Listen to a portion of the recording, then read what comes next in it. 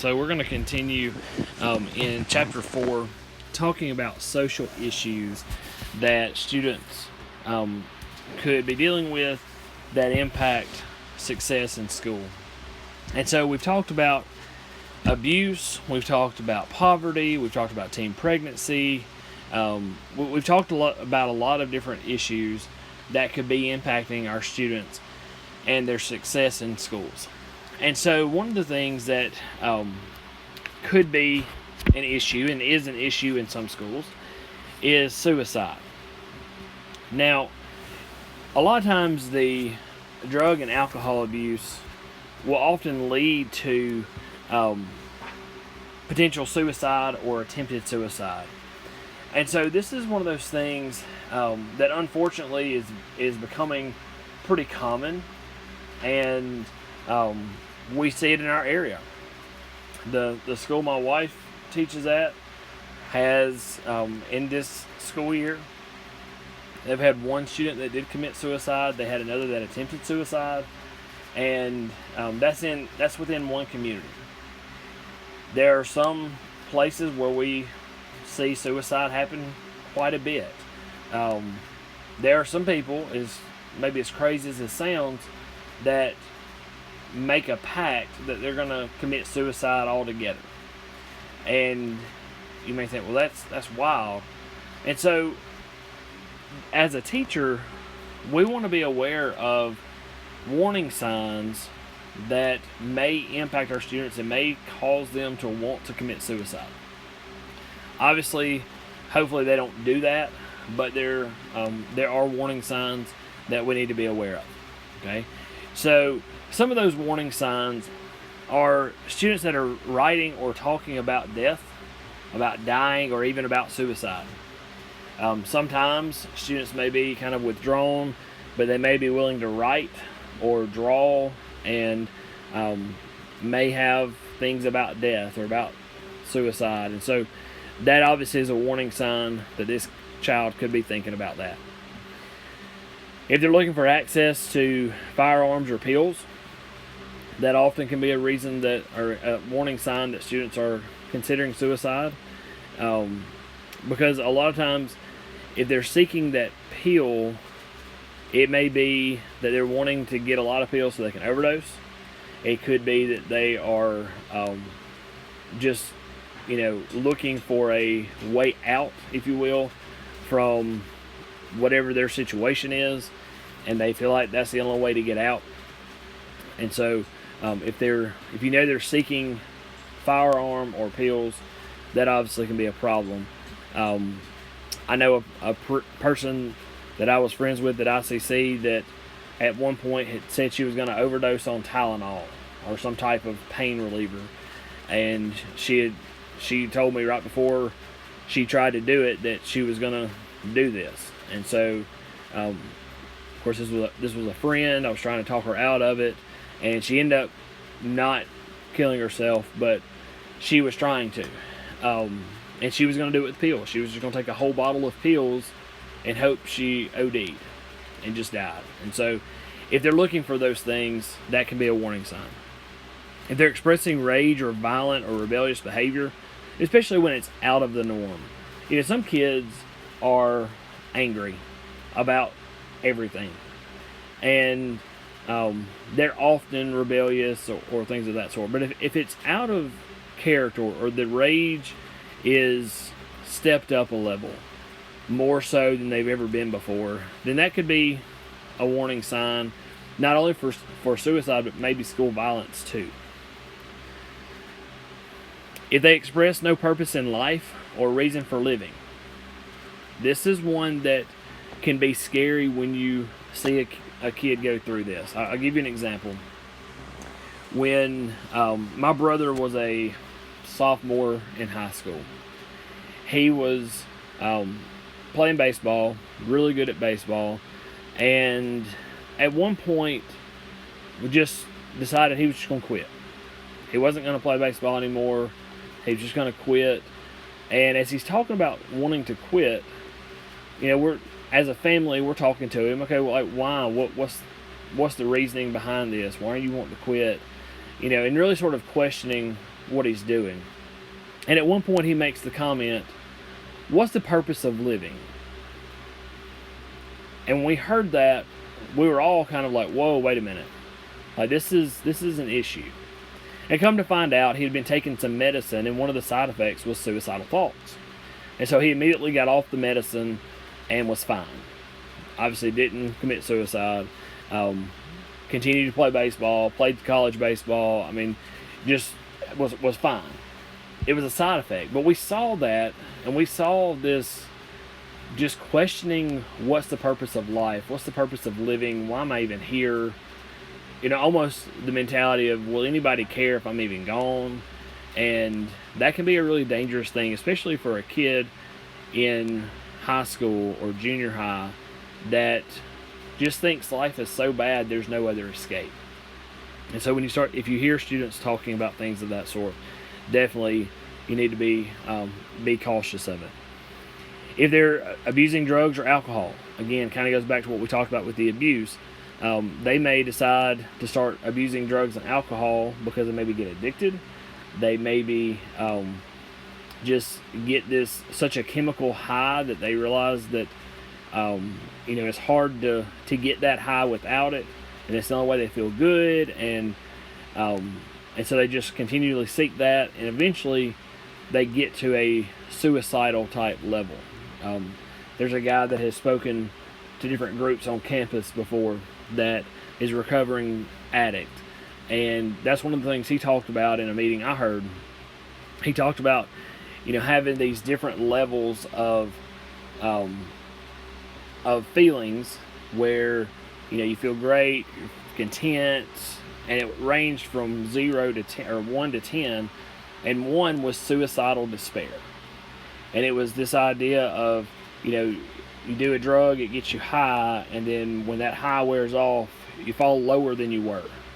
And so you do the drug again, and it's almost kind of a cycle where you eventually just keep getting lower and lower and lower, and so the drug is to help get back to that high. And so what happens a lot of times, according to him, is that a lot of times addicts will get to the point where they're so low without the drug that they either overdose or they feel like they just can't go on with life, and so they can try to commit suicide. And this guy actually tried to commit suicide and was unsuccessful, fortunately, and he kind of tells this story. So he's spoken on campus before. Really, really great guy to listen to, especially from this standpoint. Also, if you see a lot of anxiety, agitation, or the inability to sleep, if they talk about being tired but they can't sleep, a lot of times that can be a warning sign.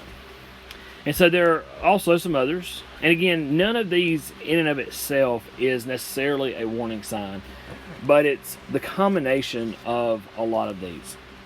If you see dramatic mood changes, there may be a situation where somebody's thinking of committing suicide. Again, in the example with my brother, we saw him go from, everything's good, I'm playing baseball, I enjoy this, I'm enjoying life, and then all of a sudden it was, well, what's the purpose of living? And it was a dramatic mood change. And so that can be definitely a warning sign.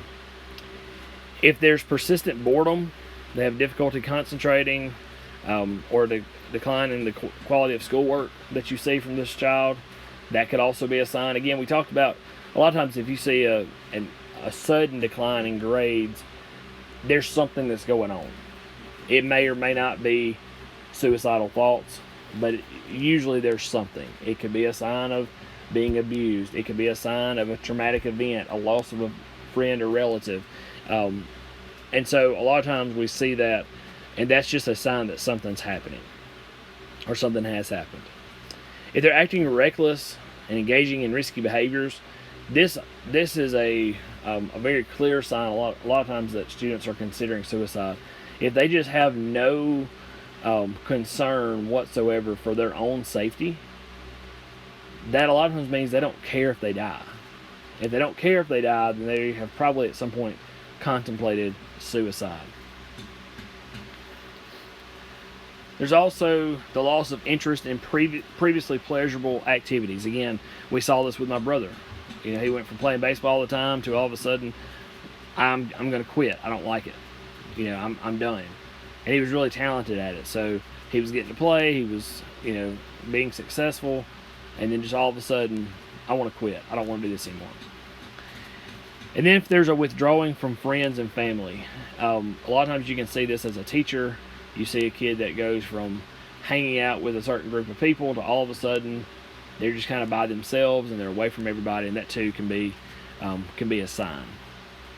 So I want to give you a stat here that's in your book. It's on page 107, and it says each year over 4,600 people ages 15 to 24 take their own lives. Think about that. 4,600 people in the age 15 to 24. So you as a college student, you still fit into that age group, right? And so 4,600 people your age end up taking their own lives. But here's the even more staggering stat. For every teenager who commits suicide, 100 more will try. 100 more will try, and only one of those is successful. And then also every year, 1 in 12 high school students attempt suicide. And 1/5 of all high school students report they have seriously considered suicide within the last 12 months. All right, so let's break that down to a little more local situation. There's close to 20 of you in this class. I think maybe 18 or 19 in this class. So if this 1 in 12 attempted suicide is correct, that means that 1, maybe 2, obviously I hope this is not the case for this class, but based on statistically, the odds are that maybe 1 or 2 of you have tried to commit suicide. Now, I can't imagine that thought, and I pray that you never would do that. But that's a wild statistic. So you think about it as a teacher, if you teach, let's say 100 kids, let's say you're doing junior high or high school, and you have 100 kids that you see a day.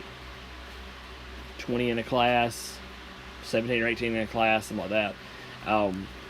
Of those 100 kids, 100 kids, 1 in 12. So that's 8, 9, maybe 10 of those kids that have attempted suicide.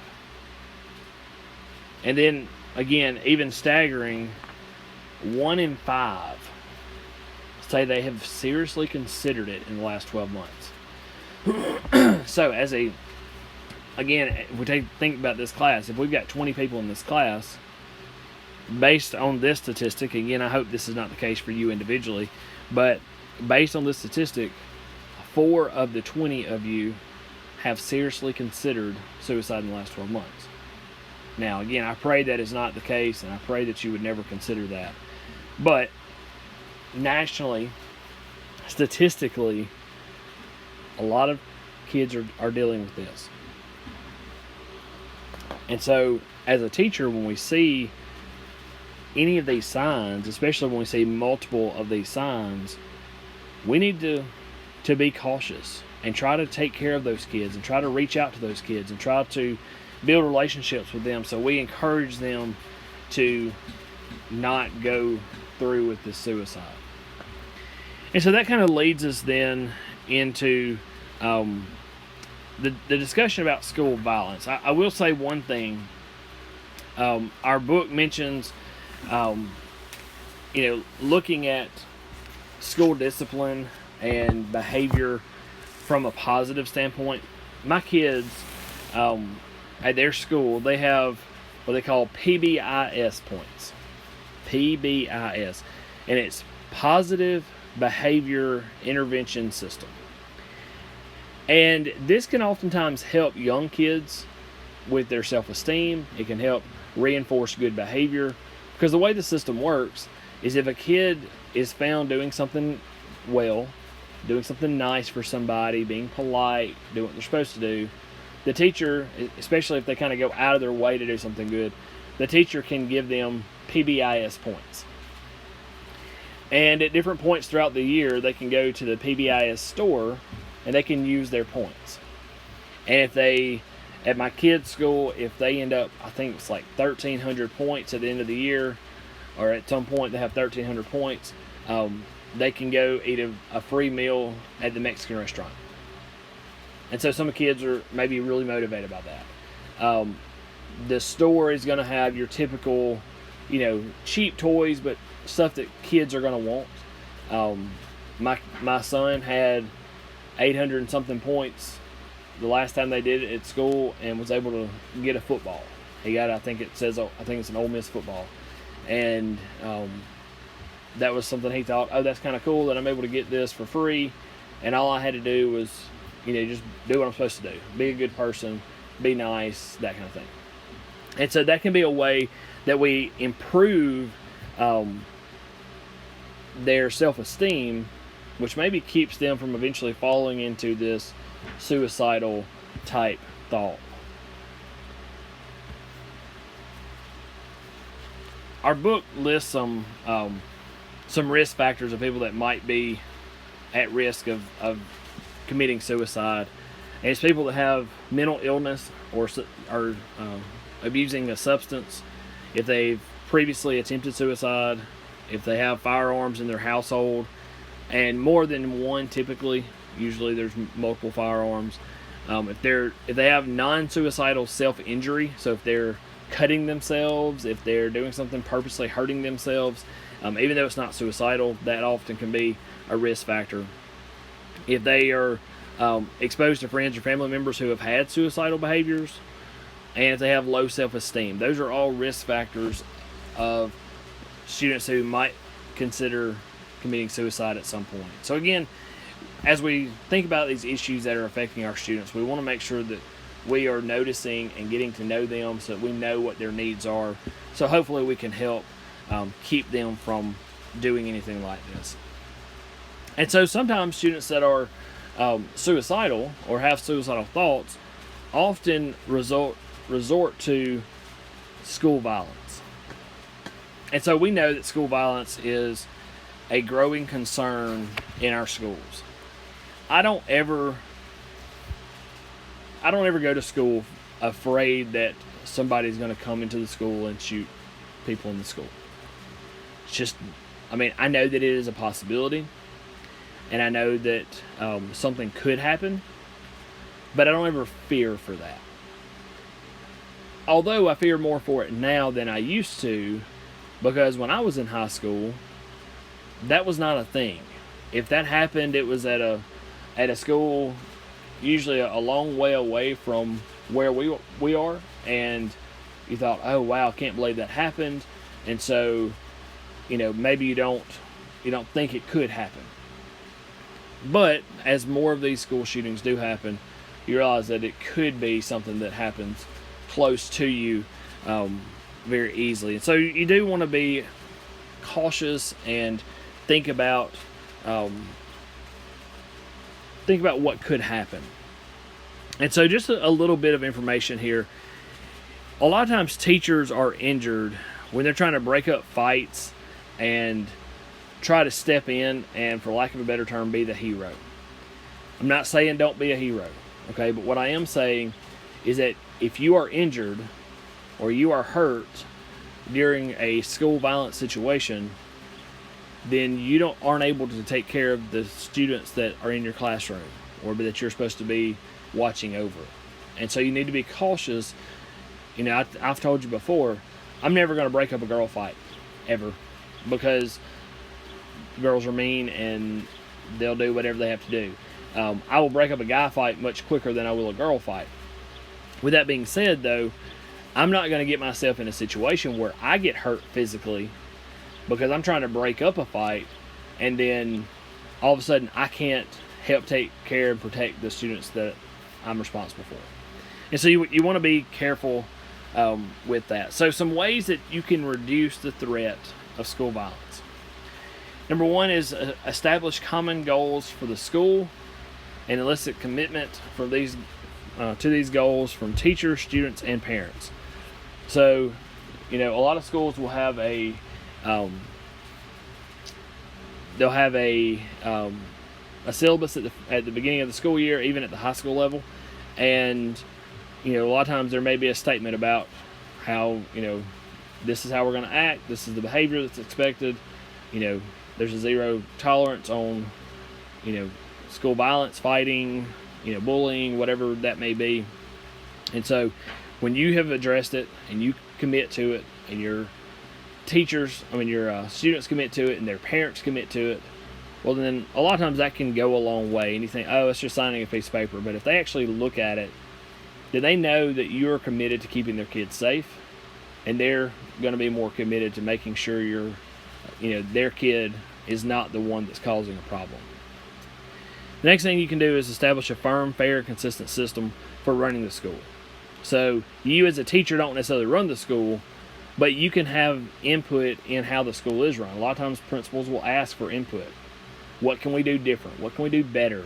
And so there is a chance there for you to talk about that. And, talk about being fair and firm. And you can do that in your classroom. Even if the school system doesn't do it, you can have a firm and fair and consistent system in your classroom. Establish high expectations for the behavior and performance of students and staff. Again, focusing on you as a teacher is going to be setting the high expectations for students, making sure that you have a level of commitment that they can reach, but also that's going to push them to be the best they can be. And so we've talked about, from an academic standpoint, setting high expectations. And a lot of times when you set that, your students are going to follow that. Same thing goes with your behavior. If you set a high expectation for how students are going to behave in your classroom, that too often gets carried out pretty easily. And then create a curriculum that supports and values honesty, integrity, kindness, and respect for others. So building your curriculum to where you talk about respecting other people. It kind of goes back to our multiculturalism that we've talked about, where we respect, other people, that are from other countries that are different than us. Creating this environment where we appreciate that and respect that, instead of trying to bully or be mean or be violent with people that are different. Some other ways that we can reduce school violence is use a variety of security measures to keep intruders and weapons off school grounds. So you may work at a school that has a metal detector, or you may where every student has to walk through that metal detector. You may have a situation where there's only one door open on the campus. When you go to the high school where some of you have done your observations, you walk in, and across the front of the building there's, I think, 3 sets of double doors. Well, only one of those sets is open and unlocked, and it's the set right beside the office, so that when you go in, you immediately see the office. You go check in at the office, and nobody else can enter that building except through those doors. And so it does make sure that there are some security measures. You don't have somebody sneaking in the building from other places and then being able to do some kind of school violence. We also want to establish the school as a neutral territory for students, control rumors, squelch any loitering or tardiness. If students are tardy all the time, it may be that they're hanging out somewhere on campus and doing something they shouldn't be doing, and a lot of times that can lead to somebody gets picked on, or there's some violence, or that's a lot of times where fights start. Is you've got people kind of hanging out in a group, and one person says something to somebody else, and they either start fighting, or you may have a situation where one student says something about another student from another group, and so they walk by each other and a comment is made, and so that's how your fights are going to start. And if we let fights happen all the time, then there's a lot more likely chance that a major school violence thing could happen. And so we want to try to control that as much as possible. Some schools will create alternative schools for serious offenders. Most schools around our area do have an alternative school. They may not call it alternative school. A lot of them do. This is a school where if a student is a major discipline problem, they can send them off. If they've brought a weapon to school or they have done something that is deemed to be a really serious offense, they send them to the alternative school for an extended period of time, so they're able to get the schooling, but they're away from most all of the students. And then provide students and teachers with training in effective communication.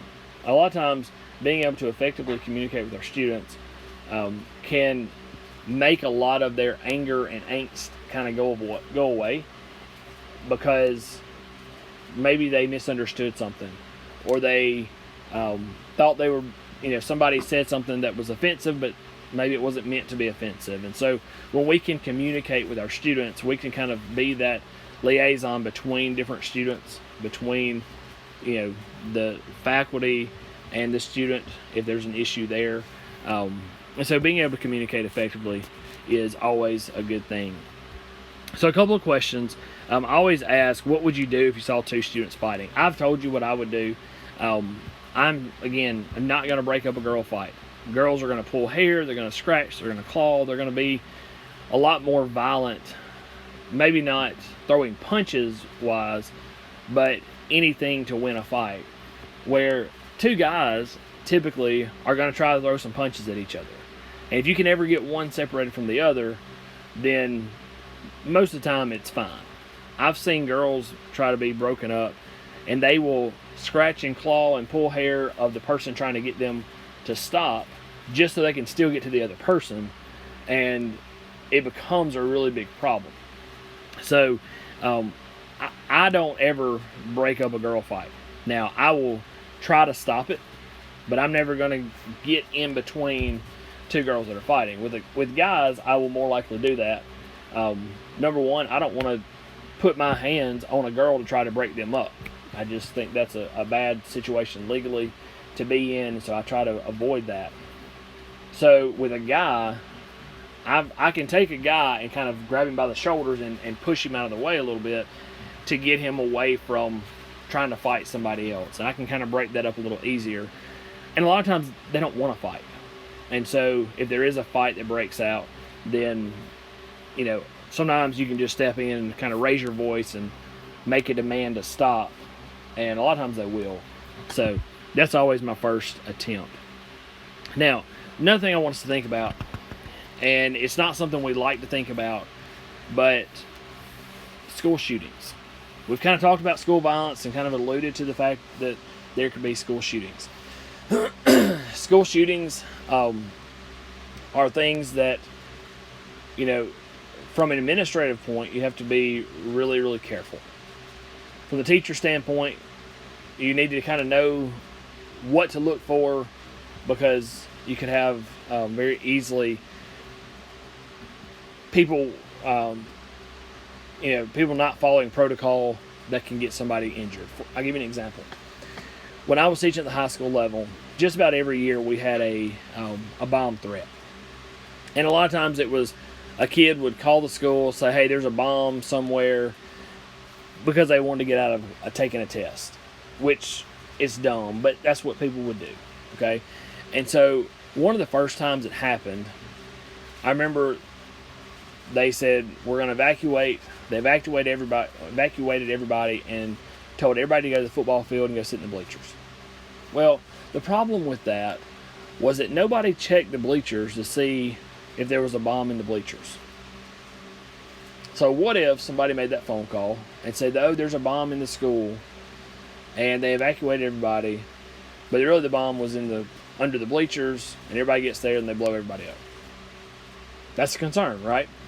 So the administration at the time should have handled that a little bit differently and made sure there wasn't a bomb there. They also, before we evacuated the building, should have gone around and made sure outside there wasn't anybody waiting with a gun.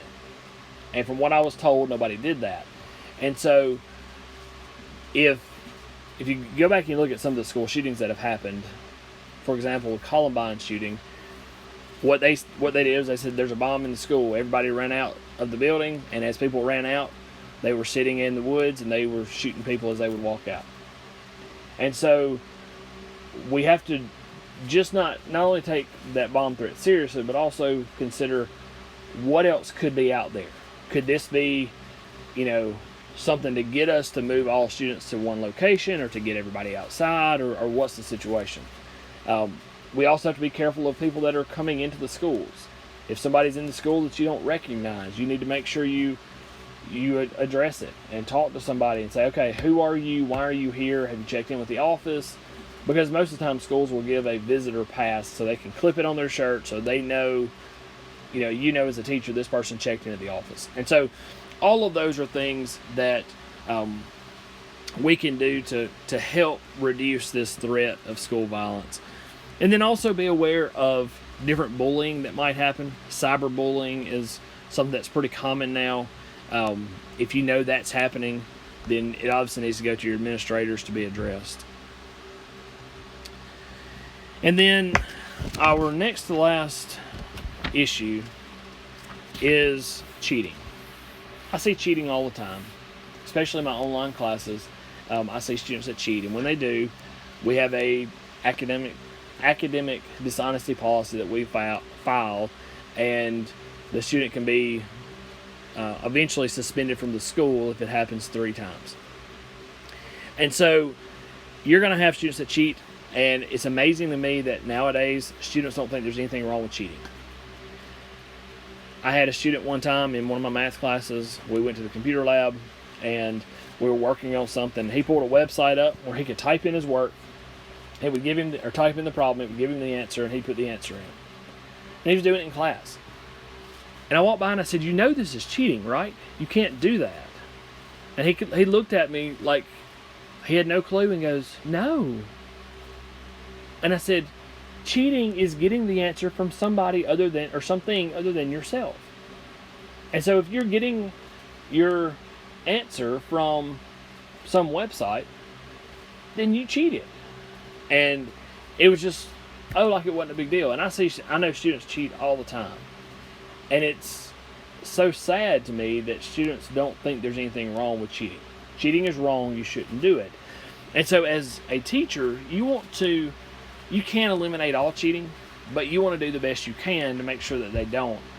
And so one of the things that you can do is don't give the same test over and over again. Change it up every year, change it up every semester, however you do that.